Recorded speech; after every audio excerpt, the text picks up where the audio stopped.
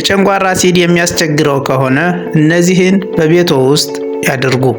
የጨጓራ አሲድ ከመጠን በላይ ከፍ ሲል ደረት አካባቢ የማቃጠል ወይም የመፍጀት፣ ሆድ መንፋት፣ ምግብ ቶሎ አለመፈጨትና ሌሎችንም ያመጣል።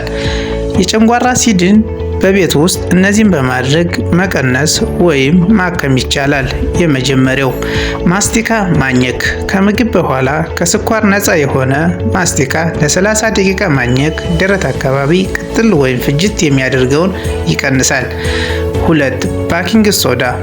1 ሻይ ማንኪያ ባኪንግ ሶዳ 1 ብርጭቆ ውሃ ላይ መጨመር፣ ከዚያም በደንብ እስከሚቀላቀል ድረስ ማማሰል፣ ከዚያም እንደ አስፈላጊነቱ መጠጣት ነው። በቀን ከ1 ሻይ ማንኪያ ባኪንግ ሶዳ መብለጥ የለበትም። 3. ከመጠን በላይ ጠግቦ አለመመገብ። 4. ሆድን ጥብቅ የሚያደርግ ልብስ አለመልበስ።